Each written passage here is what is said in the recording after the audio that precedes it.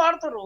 మరి వాడుతున్నప్పుడు వాళ్ళ వాటా 20% వాటా ఉన్న వాళ్ళు ఇప్పటికే 80% వాడుతున్నారు. 80% వాటా పొందే వాళ్ళు 20% వాడుతారు తెలంగాణ. ఒక ఉదాహరణ చెప్పాలనుకుంటే ఇది అన్యాయం కదా. ఇంకా నేను పోలవరం నుంచి బనకచెర్ల అంటే పోతిరెడ్డిపాడుకు లింక్ అంటే అన్యాయం కదా. ఒక్క నిమిషం లక్ష్మీనారాయణ గారు 1 సెకండ్.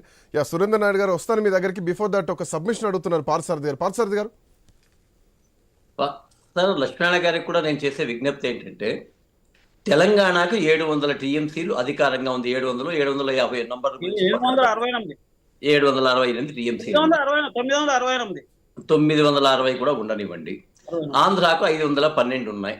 ఓకే, మీరు 960 వాడుకునేదానికి ఈ బనకచెర్లకి నీళ్లు తీసుకుపోవడం అనేది అడ్డం అవుతుందా? ఒకటి లక్ష్మణ్ గారు, నేను దయచేసి దీంట్లో ఏం లేదండి, జస్ట్ అవుట్పుట్.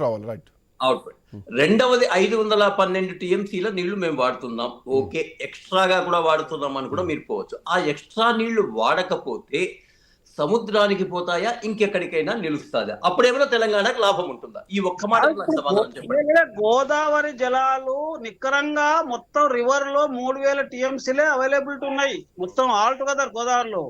అప్పుడు కంబైన్డ్ ఆంధ్రప్రదేశ్ లో 1486 టీఎంసీలు నికర జలాలు ఉపయోగించుకోవచ్చు అనేది బచావ్ ట్రిబ్యునల్ చెప్పింది. 1486 కూడా కాదు, 1173 చెప్పింది. వీళ్ళు పోలవరం కేటాయించడానికి కొరకు ఒక 305 టీఎంసీలు మనకు రెగ్యులేటెడ్ ఫ్లో వస్తుంది. ఎక్కడికంటే ఇంద్రావతి మీద అక్కడ ఒక హైడ్రో ఎలక్ట్రిసిటీ ప్రాజెక్ట్ కడితే, భూపాలపల్లి హైడ్రో ఎలక్ట్రిసిటీ ప్రాజెక్ట్ కడితే 305 టీఎంసీలు నికర వస్తాయని దయచేసి నికర జలాలు లేవు గోదావరిలో. నికర జలాలు లేవు. ఫ్లడ్ వాటర్ ఎప్పుడైనా ఫ్లడ్ ఫ్లాష్ వస్తుంది పోతుంది. ఫ్లడ్ వాటర్ మీద ప్రాజెక్టులు ఎవరు చేపట్టరు. ఆయన ఫ్లడ్ వాటర్ మీద ప్రాజెక్ట్ చేయాలనుకుంటే ఆయన ధవళేశ్వరం బ్యారేజ్ త్వరగా తీసుకుపోని అభ్యంతరం లేదు. పోలవరం నుంచి ఎంత తీసుకుపోతారు? పోలవరంలో నికర జలాల వినియోగం ఉంది. అక్కడ ఒక కుండలో నికర జలాలు ఉంటాయి, అలా వరద జలాలు ఉంటాయి అనుకుందాం. కుండ నుంచి పోతున్నాడు, అలా కుండ నుంచి తోడుతున్నప్పుడు, పోలవరం నుంచి తోడుతున్నప్పుడు నికర జలాల వరద జలాల ఎవ్వరు లెక్క చేయలేడు. నీళ్లు అంటే నికర జలాలు వరద జలాలు పాలు నీళ్ళ కలిసి ఉంటాయి. ఎప్పటికీ పాలు నీళ్ళని ఎవరు సపరేట్ చేయడు. ఎందుకంటే ఆయన చంద్రబాబు నాయుడు తీసుకోవాలనుకుంటే పోలవరం కాకుండా ధవళేశ్వరం దగ్గర పోతున్నప్పుడు తీసుకుపోని ఎవరు వద్దరు. తెలంగాణకు నికర జలాలు ఏమైతే ఇక్కడ నికర జలాలే పోతాయి. ఆయన ఏం సపరేట్ చెప్పలేము భవిష్యత్తులో, ఇలా నికర జలాల వరద జలాలని చెప్పలేము. ఫ్లడ్ మనకు సంవత్సరంలో దాదాపు ఒక 25-30 రోజుల కంటే ఎక్కువ ఫ్లాష్ వస్తాయి పోతాయి. ఫ్లాష్ పెట్టడం లెక్క చేయలేము మనం. నికరంగా లెక్కలు అంచనా వేసేది నికర జలాలే లెక్కలేస్తారు. ఆయన వరద జలాలు తప్పది, సముద్రంలో పోతున్నాయి అనేది ఫ్లాష్ వస్తాయి పోతాయి. వచ్చే వాటి మీద ఎవరు పొయ్యే నీళ్ళే కదా లక్ష్మణ గారు వాడేది.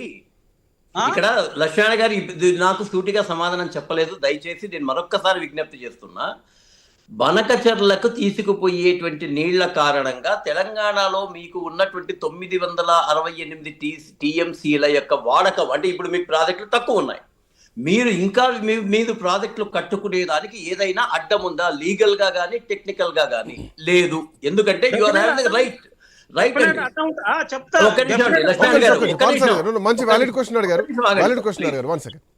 ఒకటి. ఇంకోటి ఏం మాట్లాడుతున్నారంటే ఫ్లాష్ లాగా వరదలు వస్తాయి, ఫ్లాష్ లాగా సముద్రంలోకి వెళ్ళిపోతాయి. మేము చెప్తున్నది అదే కదా. ఫ్లాష్ లాగా సముద్రంలో పోకుండా ఉండడానికే కాలువలు పెద్దగా చెయ్యాలా. ఎందుకంటే పెద్ద వరద వచ్చినప్పుడు అప్పుడు తీసుకొని వెళ్ళిపోతాం. అయితే ఇక్కడ సముద్రంలోకి వృధాగా పోయే నీళ్లు కాకుండా లీగల్ గా తెలంగాణ వాటాలో వచ్చేటువంటి నీళ్లను తీసుకుంటే 100% ఆంధ్రాది తప్పనిసరిగా పర్మిషన్ తీసుకునే చెయ్యాలి. ఇక్కడ టెక్నికల్ లో వేరే విషయాలండి. అనుమానాలు ఎక్కువ ఉన్నాయి. ఒకవేళ